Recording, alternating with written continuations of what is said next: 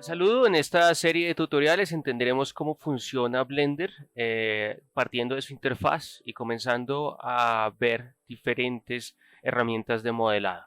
Es importante entender que independientemente del software, la lógica de modelar algo sigue siendo la misma. Entonces, si se está migrando de Maya a Blender o de algún otro software a Blender, tengan en cuenta que ya partiendo de su experiencia en el anterior software, puede migrar. Toca solucionar la primera cuestión, que es la incomodidad que puede causar el cambio de herramienta. Superada esa primera parte, ya todo va a fluir, concierne a la utilización del nuevo software.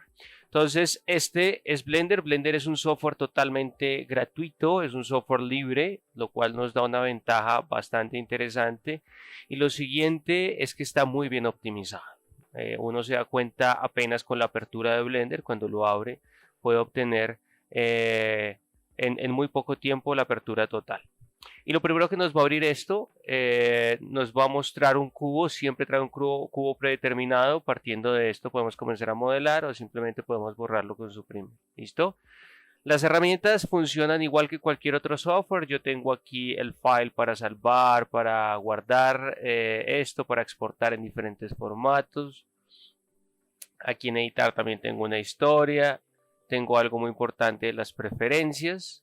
Si normalmente o si está en español, por favor, es tremendamente importante que cambie el idioma del software. Es importante mantenerlo siempre en inglés.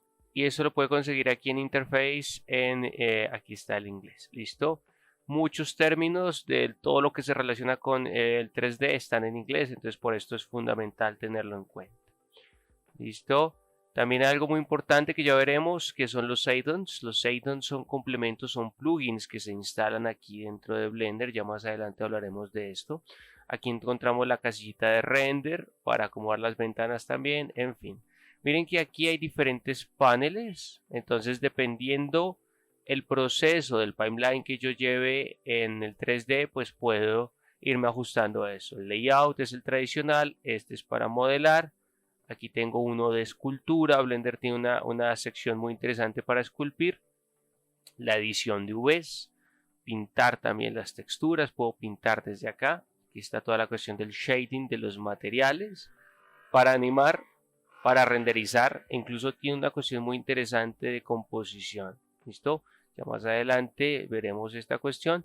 Y aquí en geometría y nodos y scripting ya pues todo lo que tiene que ver con programación en Python. De lo que se requiera. Vamos a arrancar con lo tradicional de que es el modelado.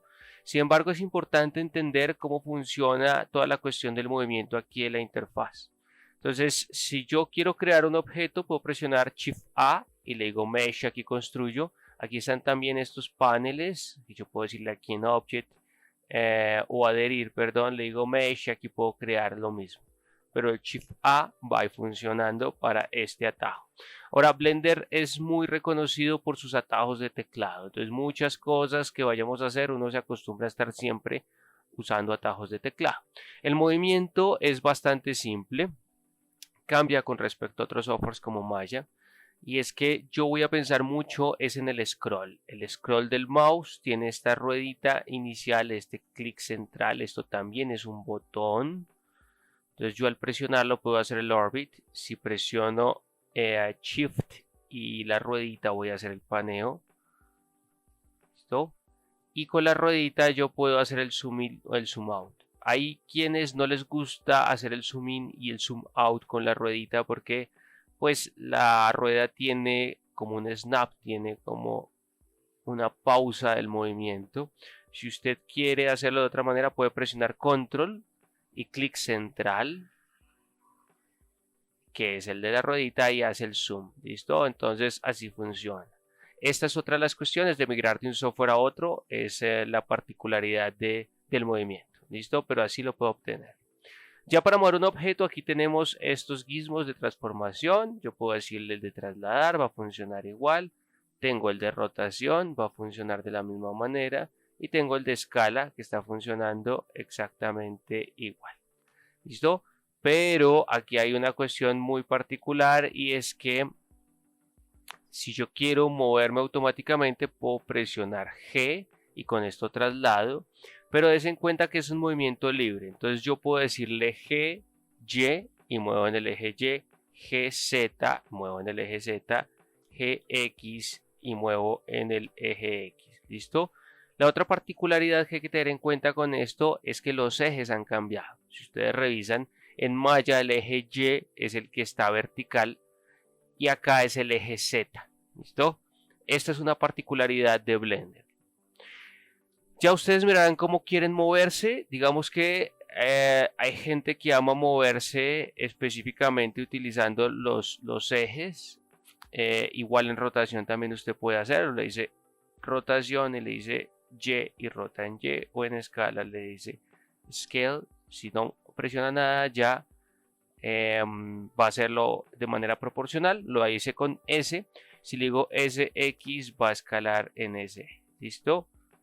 También depende de la distancia en la que está el cursor. A veces cuando uno le dice S siente que escala muy difícil. Es porque tiene el cursor muy cerca del punto central del pivote. Entonces puedo decirle S y dejar el cursor lejitos.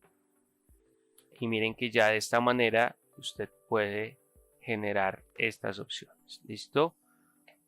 Ya de esta forma puede trasladar, decirle Shift A, mover, generar otro elemento. Voy a generar otro acá que sea diferente, un plano, e ir moviendo de esta manera. Mire que aquí a la derecha, cada vez que usted va obteniendo o va generando un elemento, aquí está la colección. Entonces Blender se maneja por colecciones. Y estas colecciones hablamos de los elementos que está acá. De manera predeterminada yo tengo una cámara, tengo unas luces y aquí me va mostrando lo que yo voy creando. ¿Listo? Lo otro que tiene que tener en cuenta son los movimientos de la cámara. Si yo le digo 0 en el teclado numérico, voy a moverme a la cámara. Si le digo 1, voy a tener esta vista frontal. Si le digo 3, voy a tener la vista a la izquierda. Si le digo, en este caso, 5, me va a permitir pasar de perspectiva a ortográfico. Si le digo 7, voy a tener el top. ¿Listo? Si le digo el 9, voy a tener el bottom, la parte posterior, la parte desde abajo. Bueno, ya de esta manera usted puede hacer la navegación. Seguidamente puede encontrar aquí a la derecha diferentes paneles que son los atributos. Por lo menos aquí en cuestión de esto tengo los atributos del render. Hay dos tipos de render aquí en Blender. Está el Eevee y el Cycles. ¿Listo? El Eevee es un motor de render en tiempo real y el Cycles ya me permite hacerlo con Ray Tracing para obtener una mayor calidad. Tengo la resolución aquí del render, tengo los parámetros también específicos de los layers del rendering. Aquí pues lo que hay en la escena, aquí tenemos unos nodos del mundo global, ya iremos viendo esto más adelante. Aquí tenemos los modificadores, esto es tremendamente importante y es que Blender trabaja con muchos modificadores. Si yo quiero hacer simetría, si quiero colocar un smooth, hay muchas cosas que si quiero duplicar en secuencia, hay muchas cosas que me permite hacerlo con modificadores. ¿Listo? Aquí tengo las dinámicas como tal, los constraints de vinculación. Aquí tengo específicamente la selección de vértices. Esto combina muchas cosas, combina tanto selección de grupos de vértices como el skin cuando estoy haciendo rig o los shape keys. Y aquí tengo los materiales. ¿Listo? Bueno, y esto es de pintura. Esto es a nivel general. También es importante entender que aquí yo tengo unos parámetros que yo puedo ver la orientación de las caras acá, puedo ver cuántos polígonos tengo, puedo activar o desactivar aquí la grilla. Tengo una opción aquí de X-Ray por si quiero verlo transparente, verlo aquí en Wireframe. Aquí yo tengo la opción de verlo en el material. Aquí tengo la opción de ya verlo con un poquito de luz y textura. Y aquí ya tengo como una previsualización de render. Entonces eso es lo que hay que tener en cuenta. Lo otro que hay que revisar es que cuando yo despliego esta pestaña me aparecen aquí los parámetros numéricos de la posición donde está el objeto. Este es como el channel control que normalmente tenemos nosotros en Maya. ¿Listo? Esto es de manera de generar la interfaz. Obviamente es un montón de información, pero ya mediante vayamos utilizando cada cosa, vayamos viendo cada proceso, va a quedar mucho más claro cómo funciona cada partecita. Esto es una introducción. Nos vemos en el siguiente tutorial.